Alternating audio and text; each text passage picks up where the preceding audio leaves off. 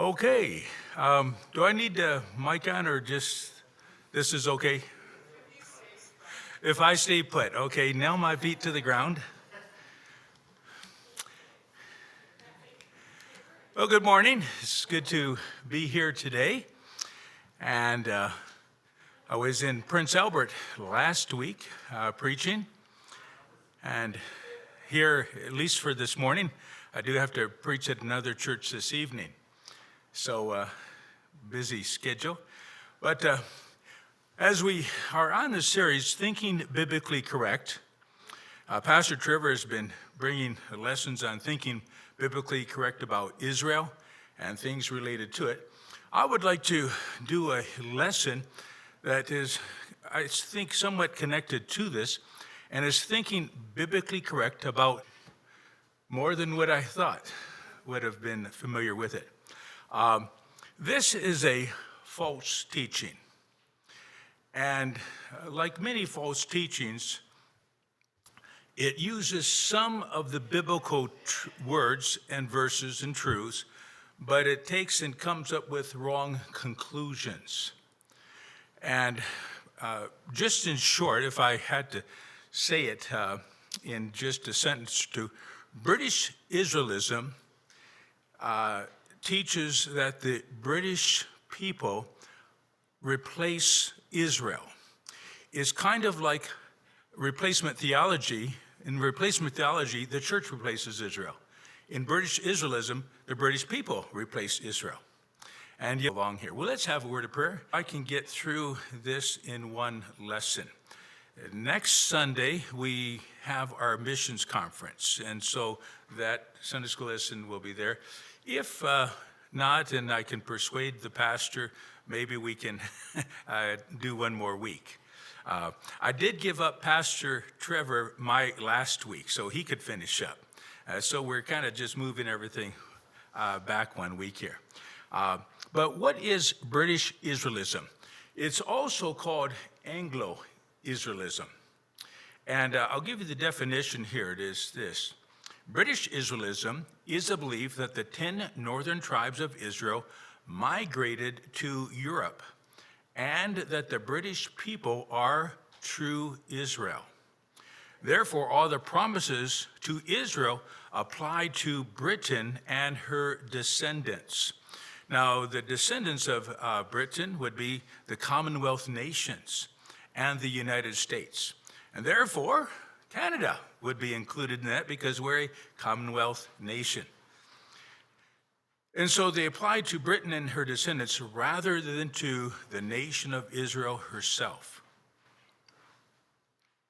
And so the basic tenets of British Israelism would be this.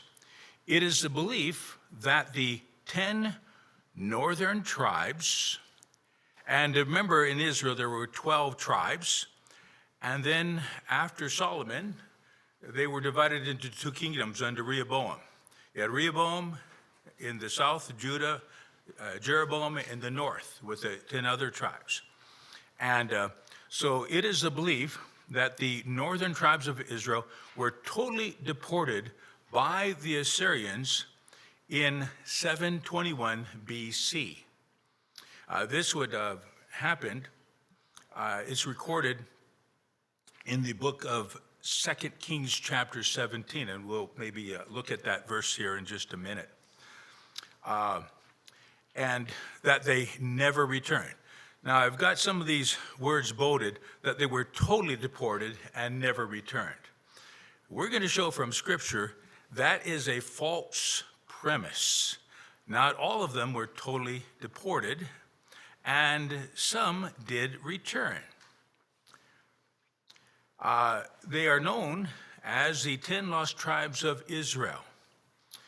The names of these tribes are Reuben, Simeon, Issachar, Ephraim, Zebulun, Manasseh, Dan, Asher, Naphtali, and Gad. Now, according to British Israelism, they believe that these 10 tribes eventually migrated to Europe and became the British people. And some other European nations included, such as like Denmark. and some of the Germanic people.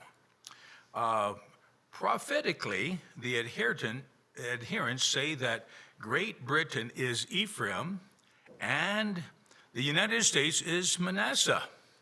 Further, it is claimed that Queen Elizabeth II, and it'd be now King Charles III, sits on the throne of King David, upon which the throne Christ will sit at his coming. So a lot of these are some very, we'd say, far-fetched claims. But that's some of the basic tenets here. And furthermore, they believe that Israel, that'd be the 10 northern tribes, is to be forever distinguished from the Jews, the house of Judah. Adherents say that Israel and Jew or Judah are never used synonymously in the Bible.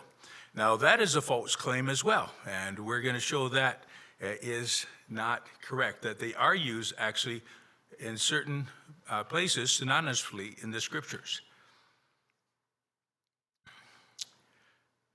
Further, the adherents say that those who call themselves Jews today are not really Jews.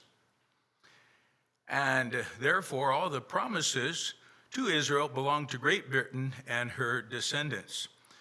They say that the Jews are under a permanent curse. Now, it's kind of like, okay, the Jews are not Jews, but they're under a permanent curse. So it's kind of like circular reasoning that is based upon suppositions and not actually fact. Okay, so this is the basic tenets of British Israelism. Now, I want to just give you a few more thoughts, and then we're going to be looking at the scriptures here concerning this, but this is point C now.